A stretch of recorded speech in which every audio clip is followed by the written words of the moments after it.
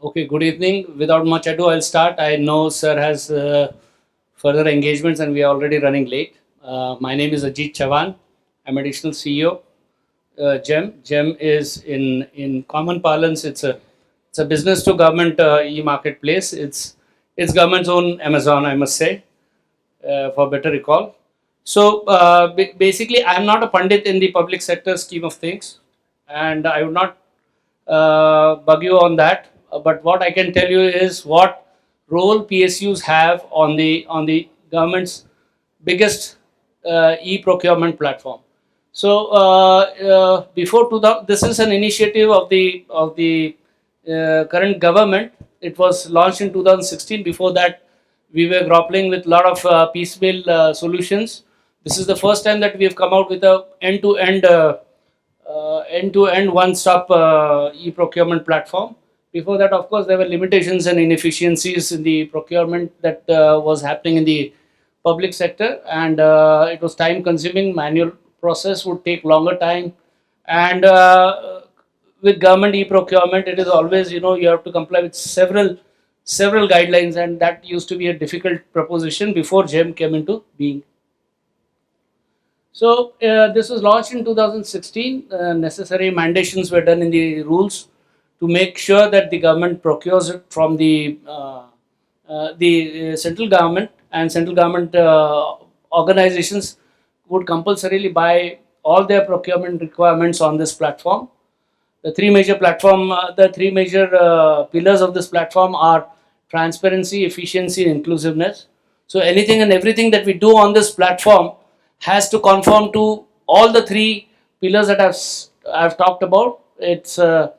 It's basically a cashless, contactless, and a paperless experiment, and it's a huge success story in how things, if there's political will, how things can really change the whole scenario. So basically, as an end-to-end solution, we deal with a lot of stakeholders. Stakeholders, as in buyers, sellers, partners. We are, as a government organization, we are open to all kinds of inspections, and we have completely leveraged technology and have integrated with several databases through the API mode.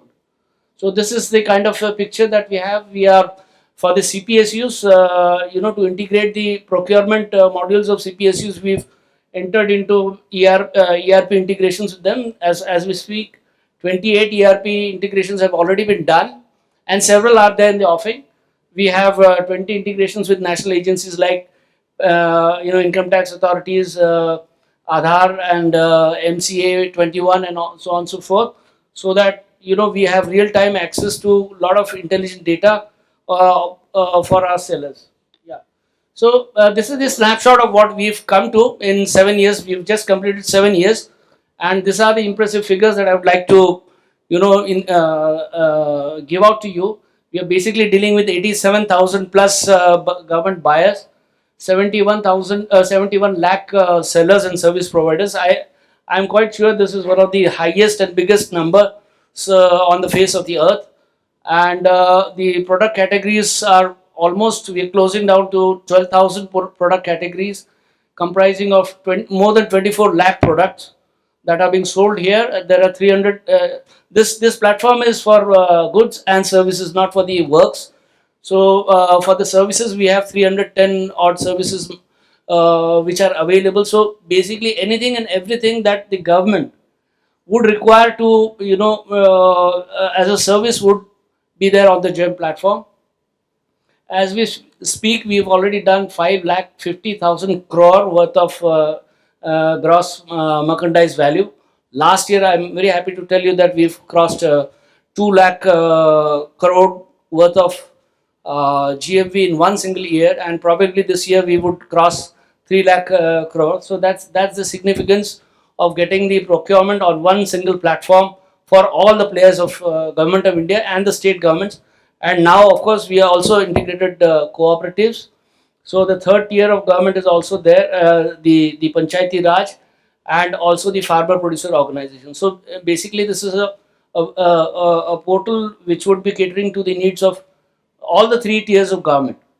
So we've, in terms of orders, this on this platform, 1.74 crore orders have been fructified, and as part of our inclusive mandate, we are working very closely with the MSCs, and as we currently we have 8.62 lakh MSCs to work with, out of which 1.5 lakh are women, 45,000 SC/ST entrepreneurs. I've already spoken about cooperatives and also the farmer producer organizations, and these numbers are going to go up by the day. So this is how things have worked. We have consistent growth both in terms of buyers and also in terms of sellers. I've already spoken about this. As we speak, 71 more than 71 lakh people have registered themselves as sellers on the platform. So there's a long journey that somebody has to fulfill before he's actually able to sell. So 71,000 are the people 71 lakh are people who have shown readiness. They've come on the platform, and they're undergoing various stages of the journey. And there on the other side of the panel we have those the contribution of PSUs. As you can see, that PSUs are contributing to more than 50% of the gross merchandise value. That's the importance of PSUs in the government e-procurement. So, for instance, in the last year, we closed with 2 lakh crore GMV, out of which 1.10 lakh crore alone came from the PSU. So, the broad classification is 50% is coming from the central PSUs, 25% from the central government, and 25% from the state governments. So PSU is a very important element for us insofar as procurement is concerned, and also many of these PSUs are also doing business on the platform as sellers. So this GMV comprises of both product as well as services. 66% of our business currently is on products, and 33% is on services. But I must say that in days to come, probably we see a trend where services will outpace the product procurement on the platform. Again, when you see PSUs almost account for what 46-47% of the products that are being procured on the platform. Similarly, for the services, as I said, the services bar is going up pretty fast. Services, 60% of the services procured on the e-market place is by the PSUs. So the services as a sector is more utilized by the PSUs. I'm sure you all know there are obligations on the PSUs for procurement from the MSCs, as well as procuring from the SC/ST and women entrepreneurs. I have just tried to give you a snapshot of how CPSCs are performing on the these are central public sector undertakings on the GEM. As against 25%, they are already doing 37%. So they are on the right side of the obligation insofar as procurement from MSC is concerned, and also procurement from women entrepreneurs is concerned. However, for the SC/ST entrepreneurs, probably there has to be some concerted efforts at the end of the PSCs to ensure that the obligation of 4% has to be satisfied. Just one small snapshot as to what we are doing, how technology, how important it is, and the scale at which we are working. GEM receives 35,000 transaction queries per second. So the technology has enough bandwidth for this. Then GEM supports 50,000 documents per day, so on and so forth. There's huge amount of electronic footprint happening all the time. We are doing almost now we are doing 550 crore worth of business every day. And if you can see, just in within a span of 3 years, we've moved from 69 crore to 550 crore per day. So one important tidbit that I would like to tell you is the advantage. There have been very concrete advantages. These are documented.